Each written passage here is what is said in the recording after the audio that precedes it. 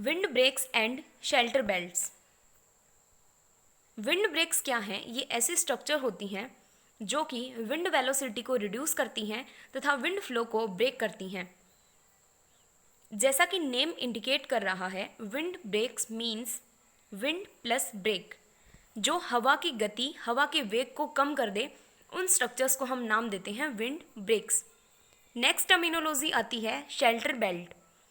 Shelter belts जो हैं वो रोज होती हैं ट्रीज या फिर श्रब्स की, जिनको फील्ड में इस पर्पज से प्लांट किया जाता है ताकि विंड वेलोसिटी जो है उससे प्लांट को प्रोटेक्ट किया जा सके। क्योंकि जहाँ पर विंड वेलोसिटी हाई होती है वहाँ पर क्रॉप प्लांट की लॉजिंग देखने को मिलती है।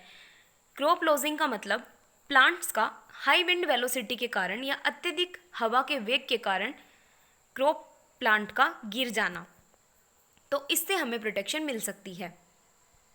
शेल्टर बेल्ट्स जो हैं वो एक प्रोटेक्टिव शेल्टर प्रोवाइड कराने के साथ साथ ही बर्ड्स और हनी बीज को एक नेचुरल हैबिटेट या नेचुरल आवास प्रदान करते हैं ताकि वो वहाँ रह सकें। इसके साथ ही इससे हमें कैटल का फीड भी मिल सकता है, फ्यूल एंड वुड की भी प्राप्ति होती है, जिससे कि ये एक एडिशनल माइनर सोर्स के रूप में भी वर्क करता है। Wind breaks and shelter belts जो हैं उनको उन एरियाज़ में लगाना ज़्यादा असेंशियल हो जाता है जिन एरियाज़ में विंड इरोजन ज़्यादा होता हो। शेल्टर बेल्ट्स और विंड ब्रेक्स जो हैं वो सोइल के इरोजन को प्रिवेंट करते हैं, सोइल इरोजन को कम करते हैं। शेल्टर बेल्ट्स में जो प्लांट होगा उनकी हाइट और विंड ब्रेक्स की जो लेंथ है वो ये डिटरमाइन करती है कि सॉइल को किस हद तक प्रोटेक्शन मिल सकेगी, यानी कि सॉइल इरोजन जो है वो किस हद तक कम हो सकेगा। विंड इरोजन को कम करने के लिए शेल्टर बेल्ट्स की कैपेसिटी जो है वो इस बात पर भी निर्भर करती है कि शेल्टर बेल्ट्स या फिर जो रोज ऑफ ट्रीज लगाई गई है वो किस डायरेक्शन में लगाई गई है और विंड वेलोसिटी एक्चुअल में क्या है।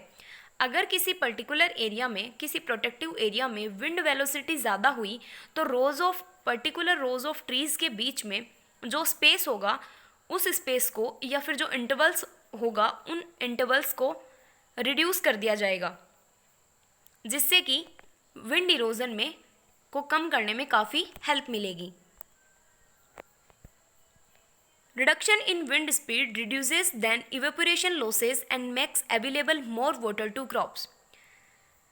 शेल्टर बेल्ट्स और विंड ब्रेकर्स से सिर्फ यही एक फ़ायदा नहीं है कि क्रॉप को लॉजिंग से बचाया जा सके, इसके अलावा ये इस पर्पज़ के लिए भी लगाए जाते हैं ताकि जो इवेपोरेशन लॉसेस हैं, प्लांट की सरफेस को छोड़ के बाकी जो सरफेस है, सोयल सरफेस से पानी के रिमूवल की प्रोसेस को हम बोलते हैं इवेपोरेशन।